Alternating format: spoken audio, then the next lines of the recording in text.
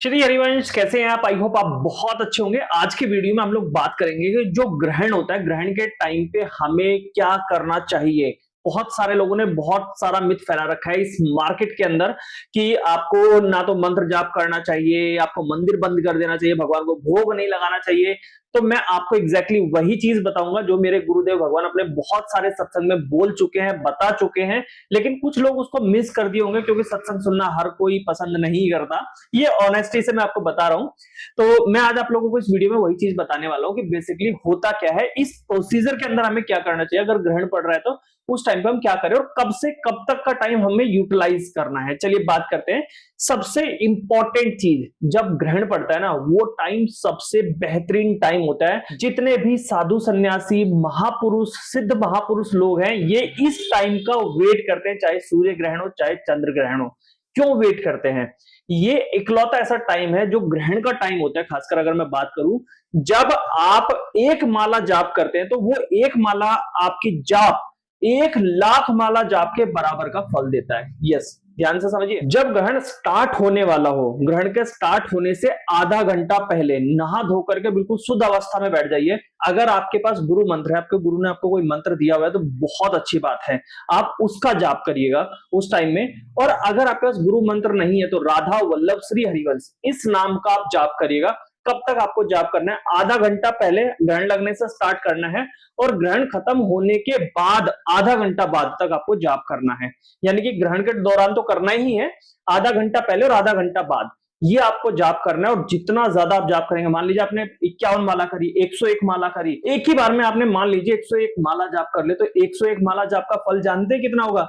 यानी कि आपने कम से कम 1 करोड़ माला जाप कर ली हो, इतना फल आपको मिलेगा। और इतना फल का मतलब जानते हैं, जो भी प्रारब्ध हमारे जीवन में चल रहे हैं, हम पैसों से लेकर के प्रॉब्लम में, रिलेशन को लेकर के प्रॉब्लम में, शारीरिक कोई कष्ट है, ये सारी की सारी समस्या आपकी 1 से 2 महीने के अंदर दूर हो सकती हैं।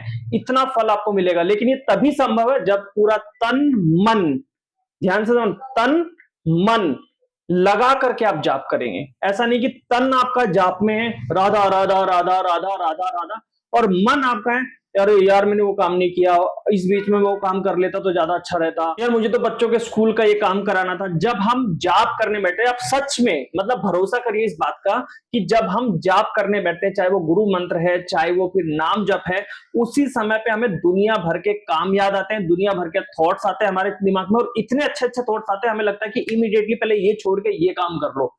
सच में ऐसा होता है, इतनी अच्छी अच्छी प्लानिंग्स आती हैं। ये सबके साथ है, मेरे साथ भी है भाई, मैं तो करता हूँ, मेरे साथ भी है। इनफैक्ट हमारे गुरुदेव भगवान बोलते हैं कि उनके साथ भी कभी कभी होता है। तो ये सबके साथ है, सिद्ध महापुरुषों के साथ में भी है। तो आप अनोखे नहीं हो, और ये अच्छी चीज होती है कि हमारे दिमाग की सफाई हो रही होती है।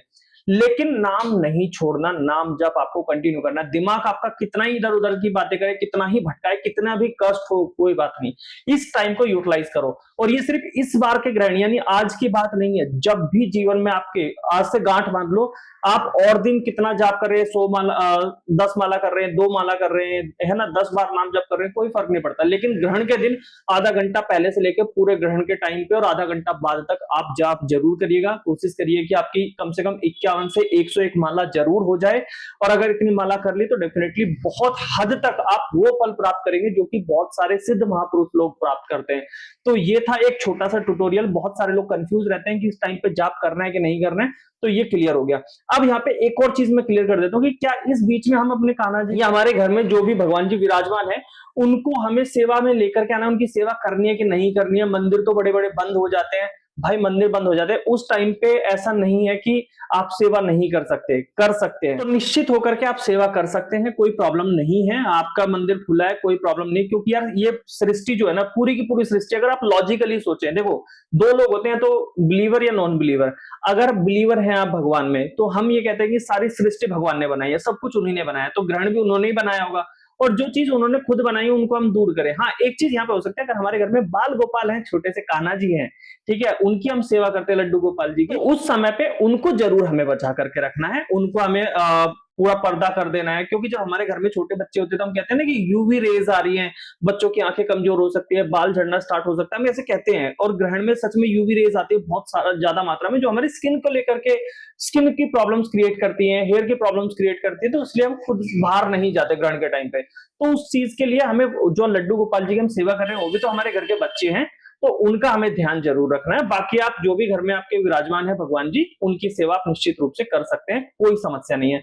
कितने लोगों को समझ में आ गया कि क्या करना है और क्या नहीं करना है, कमेंट बॉक्स में बताइए। और अगर वीडियो अच्छा लगा तो चैनल को सब्सक्राइब कर लिए ऐसी ही और इन्फॉर्मेटिव वीडियोस के लिए। बाकी मिलते हैं नेक्स्ट वीडियो में, तब तक के लिए bye bye, have a good day, Radhe Radhe, Shri Harivansh.